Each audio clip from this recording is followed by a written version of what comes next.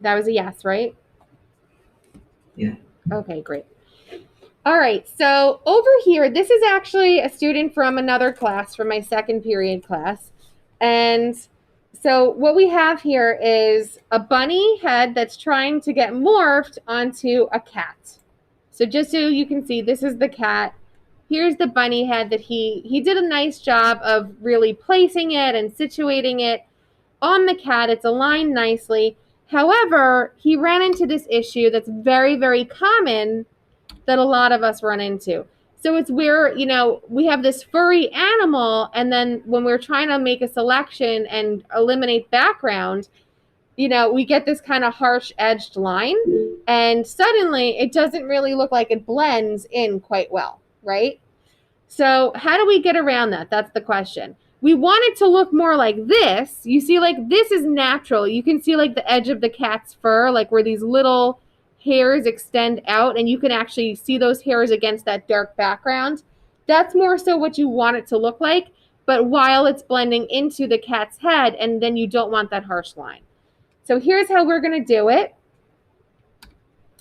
So for starters, this is just the bunny head. So I'm actually going to duplicate that layer. So I'm going to press Control J, and I turn off the eye of the previous one. And then I'm also going to duplicate the cat. So I actually did that a little earlier. So this is a duplicate cat layer. And then what I'm going to do is I'm going to move that cat layer right next to that bunny head copy that I did, and I'm going to merge the two together. So here we go. I'm pressing Shift and selecting both layers, and to merge, we do Control E, and now it's a merged layer. I'm going to rename this one Smudge Tool, just so that we know that we did all of the Smudge Tool effects on this layer for now. So you're probably wondering, why did I have to merge these two layers together to start? Well, it's because if the head and the body are separate, I won't be able to actually smudge the pixels from the bunny head into the cat hair layer. Does that make sense? Like, you want them to be joined so that you can manipulate pixels from both layers at the same time. Okay? All right. So if you look to your left in your tools palette, your smudge tool, I'm actually going to go back to the default, lives where this little, it looks like a teardrop. This is the blur tool. And the smudge tool is actually really one of the hidden tools over there. And it looks like a finger that's smudging something. So we click on that. And then at the top, remember, there's all of the tool settings for this particular one that was selected. So here's my smudge tool. I want my smudge tool's hardness, the brush, to be nice and soft. So you want to make sure your slider is down at 0%. And when it comes to strength, I currently have it on 50. That's something that you can play around with, and it all is personal to your actual art piece. But for now, I'm going to keep it at 50. All right. So how does the smudge tool actually work? Let's zoom in and find out. So I have my brush nice and small. The smudge tool does just what it sounds like. It actually will push pixels. So I'm actually going to work from in to out, and I'm going to push. See, I'm pushing the pixels out. And when I do that, I'm going to zoom in a little more. It's going to help to give that illusion of the fur. Because fur is just, it kind of tapers. And I'm making my brush super small. And I start to work my way around the edge of that face. And I'm really just those hairs at the moment. So like when you zoom in, like it really has that similar effect to what the fur does. And the other key here is I'm not just kind of doing this randomly, like in the sense that I have to still make sure that my fur is following the direction that it's growing from the root and wrapping around the head. So if it's curving, like the fur over here, you can see is curving downwards, I have to mimic what's happening for each situation. All right, I'm going to come back to this section in a moment. But when you also, like, you want to like move this image around, I don't know if you realize, but instead of using these slider bars, which are fine, a much easier way is if you press your space bar, you'll notice a little hand appears and you can actually move your image around as much as you want to. So it's a little easier. All right, so back to the smudge tool. I'm going to continue with it and I'm going to push those pixels from the bunny head back into that cat head. You can rework it and work it as much as you need to. And reversely, I could even push some of those cat hairs into the bunny head and kind of go back and forth with it. All right, this whole entire edge here needs to be worked on, but I'm gonna go with some areas that are like a little more obvious. Okay, so if I zoom out a little bit, you can see like this whole side of the bunny's head is like a little wonky. It's dark here, it kind of dips in, it's not smooth. So I'm going to start to smooth this out and push that fur out. And you'll notice I'm actually starting from the inside and pulling the pixels from the inside and pushing them out more as I go.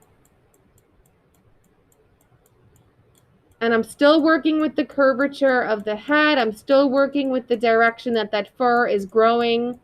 That's key to make it, you're really painting essentially. That's really what you're doing. That's where your artistic skills come in, your traditional skills. And I'm pushing those pixels out. Keep going, pushing them out, pushing them out.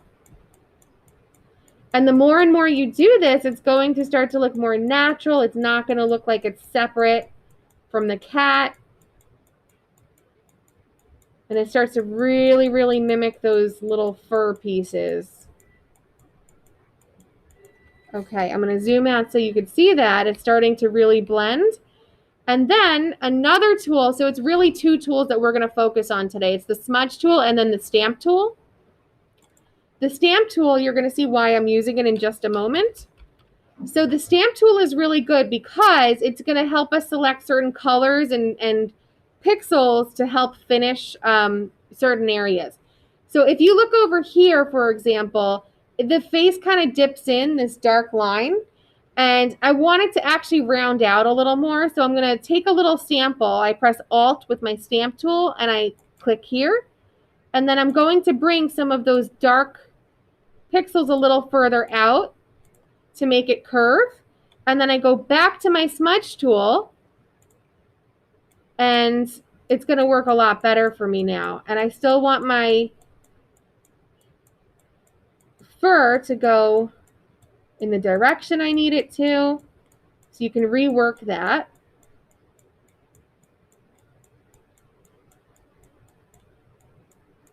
Okay, and I'm noticing it probably can benefit from, I'll go back to my stamp tool, from getting a little bit more pigment up here as well. Okay, so I just copied and pasted it with the stamp tool. And back to my smudge tool, I'm going to drag it out even smoother.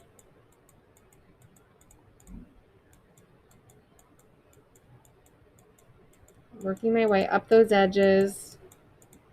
Okay, let's zoom out a bit. So what do you guys think? Is it starting? Yeah, right? It's starting to really look a lot better. It's starting to blend.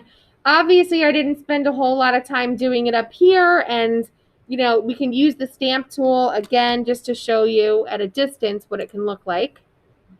So like this sort of like peachy color of the fur, I think can definitely benefit from moving a little further back onto the cat's head.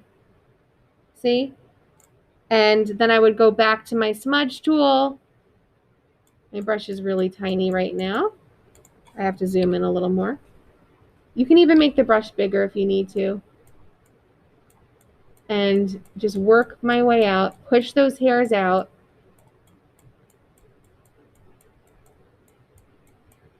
And you'll see it's really starting to blend at that point.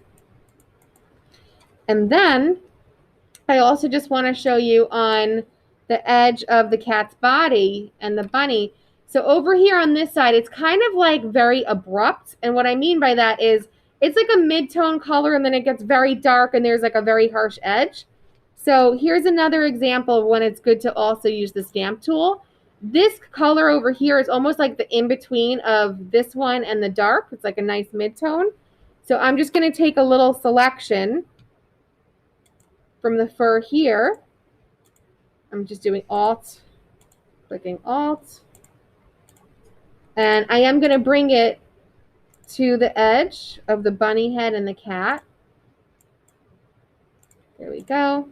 And it's not perfect right now. I realize that. But I am trying to take samples of fur that might actually go in the direction that I need it to. So I am thinking about that also. I'm not just kind of going too random. There is rhyme and reason to where I'm picking. Okay, that looks good in that direction. And I might take some more of this color, maybe from up here even. So that's just good for blending the color. And then I'm going to use my smudge tool again. I'll zoom into it this time. And pull those fur hairs starting from the inside out. You see, like, I can do nice long strokes with it. And it's nice when the lighter color goes against the dark because you can really see that fur very well. And I pull it out and I'm curving it. I'm not just doing straight lines. I actually curve as well.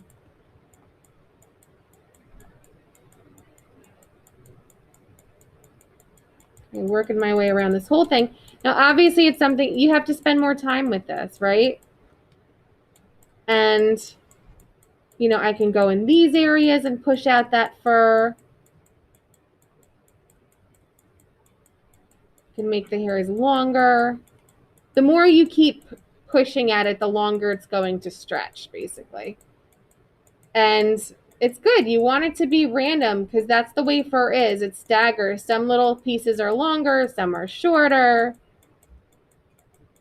That is what tends to make it look more natural. Okay, maybe I could get some more of this color up here. And I would just work my way around the entire head that way. I'm just kind of jumping around. All right, so I'm going to zoom out. What do you guys think so far? Pretty good, right? And you can even do areas like this is almost like a little too perfect down here.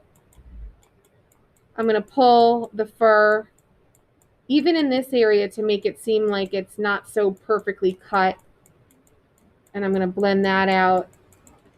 This whole area would need to be reworked, and I would definitely need to pull some more hairs up this way. But it's really great. Like, it really does start to blend quite nicely. Okay, so there is more work needed, but I just want you guys to see the before and after effects. So this is what it currently is. Whoop, let me just get that back. Hold on. Okay, current. This is before. Do you guys see the difference? So the before, it was like a very harsh kind of jagged edge. And then by using the smudge and stamp tool, it's a lot softer, right? Okay, so that's it. That's what I wanted to show you guys today with using the smudge tool and really using your painting skills to just push it out, and the stamp tool to select certain areas. And I think that should help you guys whether you're using fur or you're trying to kind of mix and match areas of the two animals together and make it more seamless and natural. Okay? All right.